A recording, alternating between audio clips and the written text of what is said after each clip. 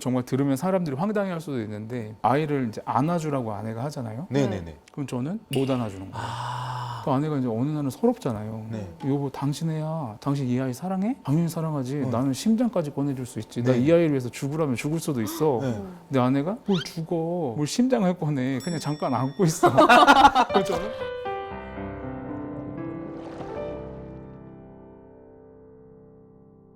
안녕하십니까. 크리스찬 대표 부부가 되고 싶은 길이 지인이와 함께하는 크만추 시즌 2. 전국에 계신 솔로 크리스찬 형제 자매님들 아직도 그 사람 찾고 계십니까? 오늘도 크리스천 메이트가 짝사랑 말고 진짜 짝을 찾아드리겠습니다.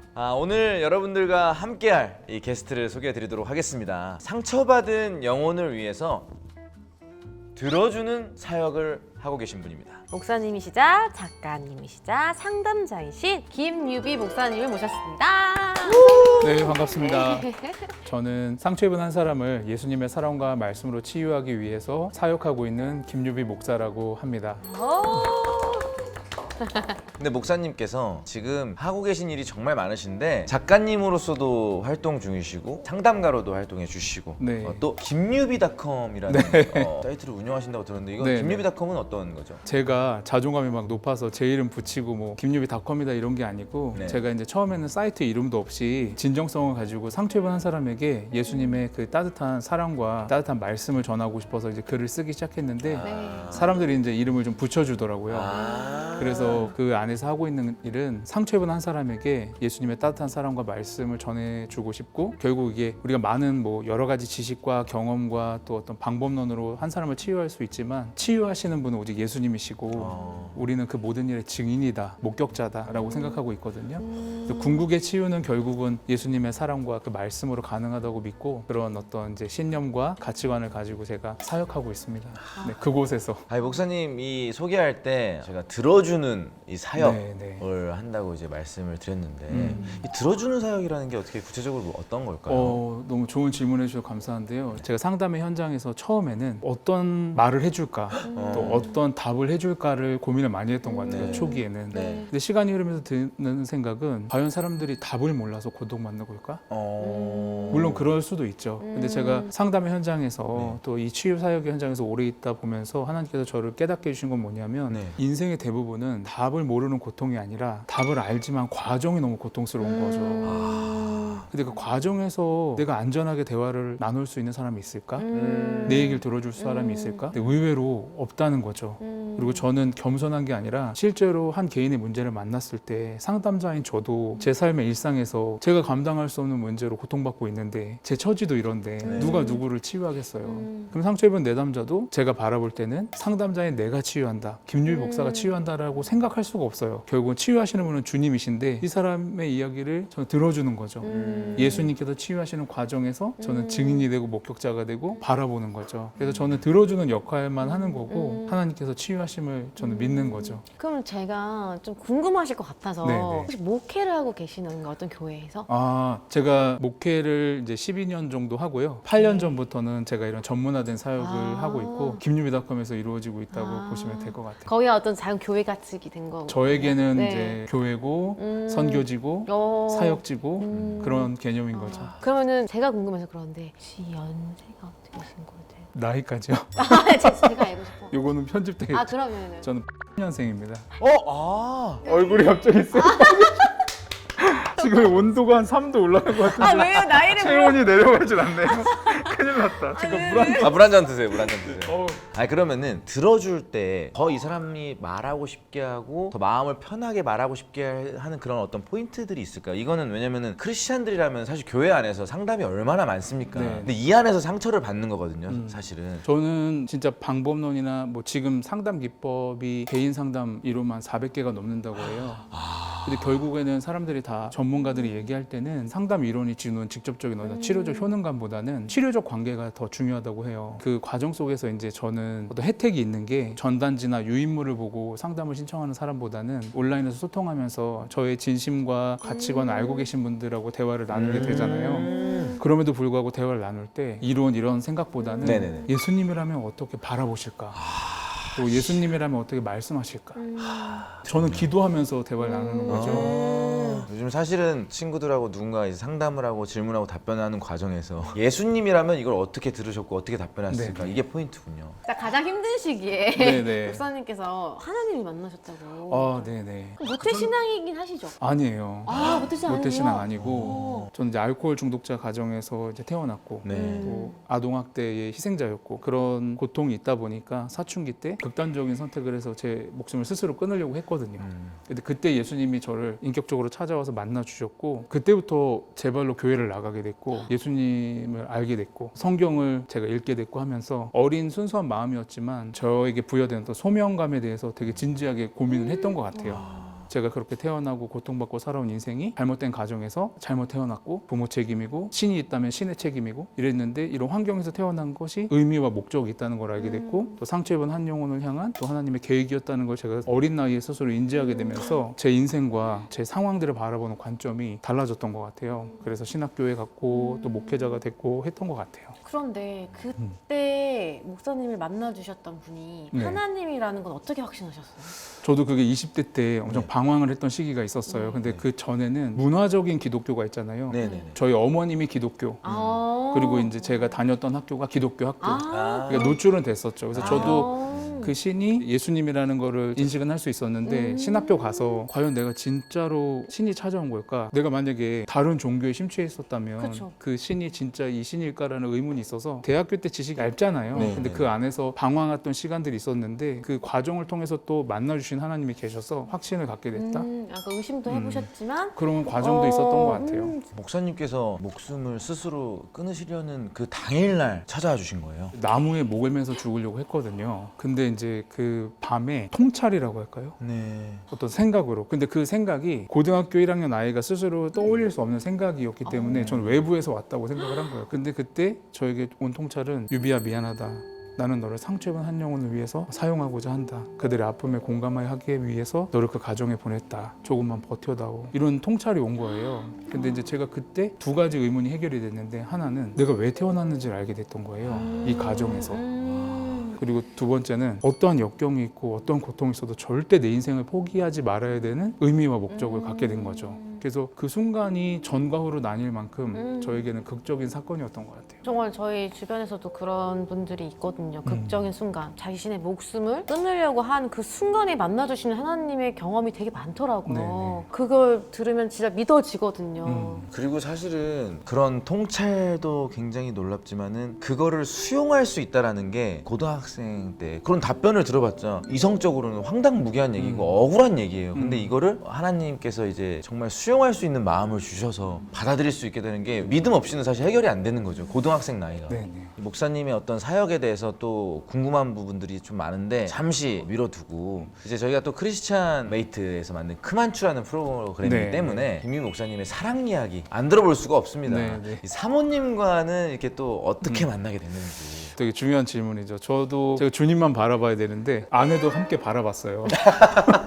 혹시 그 연애 시절 때 기억나는 에피소드 같은 게 있으실까요? 에피소드는 결국에는 이제 관계가 이제 점점 깊어지는데 네네. 저는 제 안에 이제 결핍이 있었던 것 같아요. 아. 그러니까 원가족의 건강함이 없다 보니까 네. 여자친구랑 상호작용할 때 약간 조건 없는 사랑? 나의 존재를 온전히 수용해준다는 느낌? 너무 신기했던 거예요. 근데 이제 장인 장모님 댁에 처음 갔을 때 너무 놀란 게 저희 장인어른이 앞치마를 두르고 저를 환영을 해주고 앞치마를 두르고 있어요? 요리를 저녁을 다 해주시고 식사를 다 하는 거를 엄마처럼 따뜻하게 바라봐 주시고 그 모습을 보면서 설거지까지 야. 그러니까 저는 그 모습을 보면서 충격을 받았고 저희 장모님은 너무 사랑이 많고 소녀 같으세요. 아내도 좋았지만 이 가정의 가족이 되고 싶다.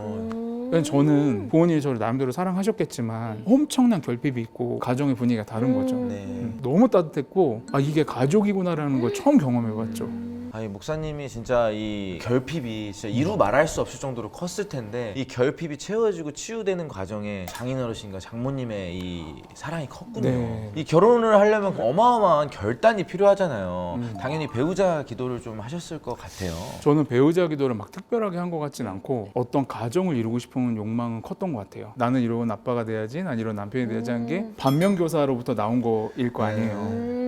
그래서 그쵸. 좀 이상화된 모습은 있었죠. 근데 제가 원하는 가족 가족은 참 좋은 가정이었죠. 그리고 결혼해서 어려워진 거는 결혼해봤더니 남편으로서 아버지로서 전혀 준비가 안 된 거예요. 저는 그런 걸 본 적이 없고 경험해 본 적이 없으니까.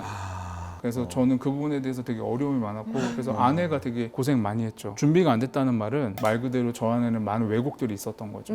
가정에 대한 그 아빠의 모습에 대한 그렇죠. 저희가 혹시 이제 어떤 부분인지 좀 여쭤봐도 될까요? 왜냐면은 궁금한 게 이제 소위 말해서 이제 우리 보육원에서 자란 친구들이라든가 이분들이 조금은 다른 어떤 생각을 좀 가진다거나 다른 어떤 가정관을 좀 가질 수도 있잖아요. 네. 이거를 좀 많은 분들이 좀 알아놓으면은 오해하지 않고 좀 그쵸, 받아들일 수 그쵸. 있을 것 같아서 네네. 혹시 어떤 부분이 뭐 좀 질문해 주셔서 너무 감사해요. 근데 제 개인적인 경험이 뭐 절대적이 될 수는 없지만 네네. 과거에는 저도 저 자신을 몰랐을 때 뭐 예를 든다면 행복한 가정이란 건 뭘까? 그럼 나는 가난하게 컸고 학대받았으니까 폭력성이었고 경제적인 여유가 있는 게 좋은 가정이다. 이거는 이제 아내하고 상의한 게 아니라 내 결핍이 그걸 진리로 굳게 믿게 만든 거잖아요. 그럼 저는 생활 태도나 이 상황들이 어떻겠어요? 지금 당장은 아내와 함께 보내는 시간이나 조곤조곤 대화를 나누고 커피를 마시고 아내를 살피고 꽃처럼 돌봐주기보다는 빨리 이 상황을 벗어나야 된다. 더 노력해야 된다. 경제적인 안정감과 꿈을 향해서 한 걸음 더 나아가야 된다라고 하는 가설이 생길 거 아니에요. 그걸 믿는 거죠. 그리고 내가 고통받았던 거는 가난, 아버지의 폭력이니까 폭력은 없는 거죠. 근데 네. 정서적으로 공감이라는 인식은 저의 그 개념 안에 찾아오기 힘든 거죠. 자녀와의 관계에서도 아이가 너무 어릴 때 정말 들으면 사람들이 황당해할 수도 있는데 아이를 이제 안아주라고 아내가 하잖아요. 네네네. 그럼 저는 못 안아주는 거예요. 8개월까지 못 안아줬어요. 그 아내가 이제 어느 날은 서럽잖아요. 네. 여보, 당신 애야. 당신 이 아이 사랑해? 당연히 사랑하지. 나는 심장까지 꺼내줄 수 있지. 네. 나 이 아이를 위해서 죽으라면 죽을 수도 있어. 네. 근데 아내가 뭘 죽어? 뭘 심장을 꺼내? 그냥 잠깐 안고 있어. 그래서 저는 그건 안 되겠는데? 왜죠? 왜 안 되시는 저는 공포가 있는 거예요. 몸이 기억하는 공포. 그 아이를 내가 안다가 잘못될까 봐. 몸이 경직되고 숨이 안 쉬어지고 공포를 느끼는 거예요. 근데 그거를 제가 몰랐는데 아내와의 관계가 회복이 되는 과정 속에서 아내의 도움으로 결국 안게 됐죠. 근데 생애 처음으로 아내가 도와주고 나를 이해해주고 공감해줘서 아들을 품에 안았을 때 대성통곡했던 것 같아요. 아버지로서 준비가 안 됐다는 것들은 이런 것들도 포함이 되는 와, 거죠. 저희가 정말 상상할 수 없는 네. 그 트라우마로부터 비롯된 그렇죠. 이 행동들이 있군요. 많은 청년들이 단골 질문이죠. 이 배우자 기도를 어떻게 해야 되냐. 아, 배우자 기도. 네, 혹시 목사님께서 평상시에 답변해 주시는 게 있을까요? 배우자 기도 되게 중요한데 네. 어떤 분들은 신비로운 체험했다고 하고 막 이런 분들도 다 중요한 경험 같아요. 네. 근데 어떤 분들 간증하다 보면 저도 자주 많이 듣는 것 중에 하나가 목록을 작성하는데 네. 그 사람을 실제로 만나는 것보다 더 중요한 거는 나는 수많은 사람들 중에 왜 이런 사람에게 끌릴까? 그러면 자기를 돌아보면서 자신 안의 삶 맥락을 돌아보고 자신의 고유한 어떤 결핍을 알게 되잖아요. 근데 내 결핍은 상대방을 향한 매력으로 전환이 돼요. 사랑받고 싶은 욕구, 이것도 결핍일 수 있죠. 그러면 이제 그 사람을 아는 것도 중요한데 나를 아는 게 훨씬 중요해요. 그러니까 그런 모든 관계 속에서 배우자를 막 신비주의적인 방식으로 기도하는 것보다는 내가 어떤 사람에게 매력을 느끼는지를 말한다거나 쓴다거나 개념화해서 나를 돌아보는 거죠. 오히려. 그래서 저는 이게 되게 중요한 과정 같아요. 그럼 목사님, 내가 계속 그런 결핍 때문에 바람직하지 못한 만남을 계속 갖는 거예요. 근데 머리로는 알아. 근데 자꾸 그 선택을 해서 안 그러려고 하지만 계속 그 반복이 되는 친구들은 어떻게 이거를 개선할 수 있는지. 너무 좋은 질문인데 이것도 일반화할 수 없지만 네. 그 질문의 취지에 최대한 맞게 좁혀서 답변을 드리면은 인식의 영역이라서 그걸 알고 있다고 하지만 실제로 모르는 거예요. 그게 알고 있다고 생각하는 걸 넘어서서 그 안에서 어떤 일이 벌어지고 있는지 내가 알아야 되는데 그건 쉽지는 않다고 생각이 들고 안다고 할지라도 어려운 이유는 약간 이런 개념이 있어요. 좀 당황스러울 수 있는데 익숙한 해로움이 있고 어색한 유익함이 있어요. 이게 무슨 얘기냐면 익숙한 해로움은 해로운 거 아는데 내 몸에 각인된 기억이 편한 거예요. 편한 거지. 그러니까 예를 들어 흡연자 담배 피잖아요. 안 좋은 거 아는데. 안 좋은 거는 익숙한 거죠. 편하고. 그래서 원가족하고 내가 부모님이 경험한 상호작용을 내가 경험했는데 아버지가 엄마를 계속 무시했단 말이에요. 네. 근데 내가 너무 싫었어. 근데 이렇게 보면은 연애를 하는데 남자친구가 여성분을 엄청 무시해요. 그럼 딱 봐도 왜 만나 이럴 수 있는데 네. 그 사람은 아는데 되게 편한 거예요. 새장에 갇힌 새처럼 알지만 나올 수가 없는 거죠. 그 사람이 그러면 따뜻하고 좋고 낯설지만 유익한 사람을 만날 수 있냐 했을 때 그것도 생각보다 어려울 수 있어요. 왜냐하면 어색한 거예요. 그리고 뭔가 가짜 같고. 자극적이지가 않고. 그럼 다투셨을 때는 좀 어떻게 푸시는? 다툰다는 거는 결국에는 임계점을 넘는다는 거잖아요. 아, 네. 소소한 일로는 다툴 일은 없죠. 네. 근데 다퉜다는 거는 감정이 상했다는 거는 상당히 서로 다른 부분이잖아요. 네. 저는 그 즉시는 풀릴 수 없다고 생각해요. 아, 네네네. 즉시는 풀릴 수 즉시는. 없다. 근데 우리가 이제 중요한 가치는 내가 나를 돌아보는 거잖아요. 네. 얘기하다가 뜻하지 않게 서로 서운했어. 그러면 이제 그 순간에는 잘 안 풀리잖아요. 네. 근데 이제 혼자만의 시간이 있잖아요. 네. 그러면은 나를 돌아보고 그리고 내가 적절히 표현을 못했다고 하면 더 좋게 표현할 방법들을 고민해보고 생각해보고 다시 이야기를 할 때는 또 새로운 상호작용을 할 수가 있겠죠. 근데 그 사이에는 제일 중요한 건 가치관인 것 같아요. 끝까지 그걸 돌아보지 않고 자기 의로 살면 결국 관계는 깨어지겠죠. 그럼 목사님 사과 잘하세요? 사과는 잘하는 편인데 사과 자체보다 중요한 거는 의미 있는 사과 같아요. 내가 원하는 사과가 아니고 상대방이 원하는 사과? 근데 이게 남자분들이나 여자분들이랑 다 똑같은 게 내가 진짜 잘못한 것 같지 않아. 진정성의 사과가 안 나와. 근데 너무 이게 골이 깊어져서 빨리 그냥 풀고 싶어서. 아니어도 할 수 있는 게 아닐까? 그러니까 저는 방금 말씀드린 대로 제가 다 아는 건 아니지만 제 수준으로 말하면 상대방이 원하는 사과는 상대방이 원하는 방식으로 되어줘야 돼요. 그러니까 예를 들어 너무 진지해져서 제가 농담을 좀 해보면 저도 갈등이 싫으니까 잘못하면 사과를 했어요. 근데 아내가 싸울 때마다 당신은 사과를 안 한대요. 난 사과하는데. 그리고 남자들끼리는 좀 이런 게 있어요. 예를 들어서 이제 내가 미안하다고 하면 상대방도 나한테 해줄 얘기가 미안하다예요, 사실은. 죄송합니다 이러면 형, 아니요, 제가 괜찮습니다. 저도 죄송해요. 죄송합니다. 이건 끝이에요. 근데 이제 남녀는 너무 다른 게 문화적으로 다른 게 그냥 이 상황이 싫은 거예요. 네. 불편한 게. 네, 그렇죠. 그러니까 사과를 하는 거죠. 여성들은 하나님이 다르게 지으셨거든요. 그러면 어떻게 느끼냐면 왜 미안하지도 않는데 사과해? 왜 대충 넘어가려고 해? 네. 그럼 존재가 달린 거잖아요. 그러니까 저도 이게 너무 절망적이어서 제가 이제 절망적이었어. 저는 또 원가족의 그런 결핍도 있잖아요. 네. 사과하는 걸 본 적이 없고 아, 그래서 제가 이제 어느 날 울면서 아내한테 여보 난 진짜 사과하고 싶고 미안한데 사과하면 당신은 싫어하잖아. 근데 내가 이거를 사과하고 싶은데 방법을 모르겠어. 당신 좀 알려줘 이랬어요. 네. 근데 아내가 이거는 알려줄 수 있는 게 아니야. 이걸 알려주면 비참해지는 거야. 그건 알아? 그래서 제가 모르니까 지금 물어보지.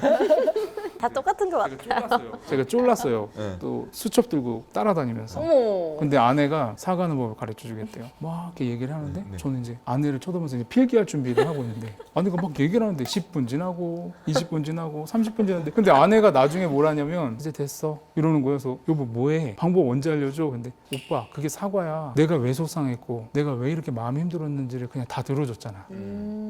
할렐루야. 진짜 중요한 거는 사과라는 말보다 그 상대방이 원하는 사과라는 걸 찾아가는 거. 저도 그런 과정이 있었던 것 같은데 여기서는 어쨌든 저도 이제 아내의 은혜를 입은 거죠. 그렇게 어린 아이처럼 다시 그런 과정이 있었던 것 같아요. 사실은 사과에 대한 방법을 잘 모른다는 거를 잘 안 믿어요. 안 믿겨요. 이렇게 진짜 모르신 거잖아요. 그렇죠. 근데 연애를 딱 시작해 보면은 아니 이거는 마음이 있으면 무조건 알 수 있어. 맞아요. 모를 리가 없어. 이런 생각이 그렇죠. 들어요. 그게 바로 사랑이지. 들어보면 진짜 모르는 분도 있구나. 대부분 좀 모른다고 보셔야 되죠. 그러니까 말하지 않아도 알아야 되는 건데 남자들은 말하지 않으면 절대 모르게 지어졌어요. 그래서 남편들한테 아쉬운 거는 왜 자기 소신껏 하지? 출제자의 의도가 중요하지 않나? 왜 혼자 시험 출제자의 의도를 모르고 빵점을 맞지? 이런 거고 시험 출제자한테 좀 아쉬운 거는 왜 안 알려주고 시험 범위도 없이 100점을 맞으라고 하지? 이런 차이가 있어요. 엄청 큰 차이가. 그러니까 서로가 안전한 관계가 구축이 되는 게 되게 중요하겠죠. 저는 기도를 하거든요. 그러면은 사과가 나와요. 방에 들어가가지고 기도를 하면은 사과할 수 있는 용기를 주시고 그러는데 이런 거를 또 생각해 봤을 때 한쪽이 비신자가 되면은 그런 만남에 대해서 어떻게 생각하세요? 비신자와의 만남. 만남. 저는 아무래도 상담하는 사람이니까 신자와 비신자로 구분하는 건 좀 흑백 논리라는 생각이 먼저 들고 그거보다 더 중요한 건 이거 같아요. 교회 다닌다고 해서 다 신자가 아니고 교회 안 다닌다고 해서 영원히 비신자일 수는 없잖아요. 맞아요, 근데 제일 중요한 거는 상호간의 진심이라는 생각이 들어요. 제가 뭐 저도 목회자니까 신학적으로 성경적으로 충분히 뭐 성경 구절을 인용해서 답변할 수 있는데 실제적인 답변을 드리자고 하면은 예를 들어서 내가 어떤 소설가를 좋아해요. 그 소설가의 책을 다 사보고 북콘서트 다 가고 그 사람을 보는데 막 감동해서 눈물이 나고 그래요. 네. 근데 남자친구가 너 다 좋은데 나 그게 너무 싫다. 나랑 결혼하려면 그 소설과 책 다 갖다 버리고 더 이상 좋아하지 마라. 이랬단 말이에요. 네. 근데 우리는 교회 다닌다는 명분으로 서슴없이 하거든요. 상대방을 대하는 태도의 문제잖아요. 네. 진심의 문제니까 저는 이런 무례함 속에서 우리가 조금 돌아봐야 될 부분은 뭐냐면 나를 사랑한다는 거는 나하고 동의되지 않는 부분까지 품을 수 있냐가 포함된 거예요. 그거를 그 사람 거를 잘라내고 이 부분만 좋다는 거는 사실 진짜 사랑일까?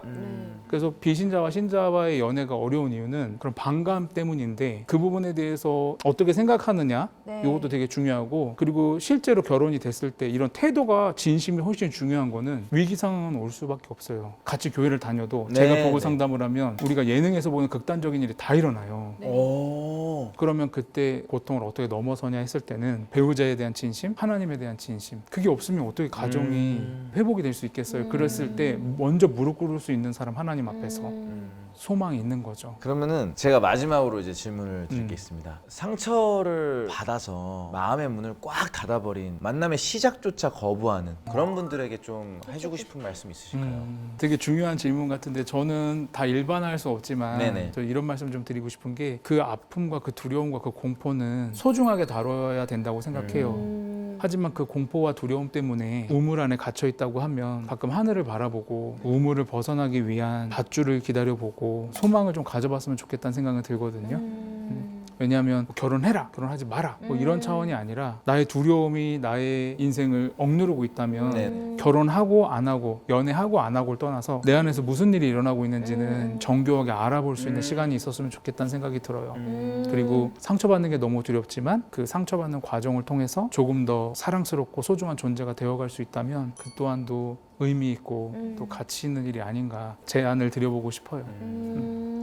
아, 오늘 김유비 목사님과 함께 네. 저희가 마치 방송을 하는 게 아니라 상담을 받는 것 맞아요. 같은 그런 시간을 몰입됐었어요. 네. 가졌는데 오늘 어떠셨어요? 목사님은 어. 어떠셨어요? 저 너무 감사한 시간이었고 이 크만초 애청자이기도 했고 두 분의 사실 팬심이 있어요. 정말. 제가 사실은 팬으로서 이렇게 직접 만나 뵙게 돼서 너무 감사했고 또 실제적으로 같이 공감하면서 대화 나눌 수 있는 질문들을 통해서 저도 마음이 되게 따뜻해졌고 잘 이렇게 이야기할 수 있도록 이끌어 주셔서 감사하다는 말씀 전하고 싶습니다. 네. 근데 목사님 MBTI가 어떻게 되세요? 끝난 줄 알았어요. 끝났어요? 끝날 때까지 끝난 게 아니다. 아, 그래요?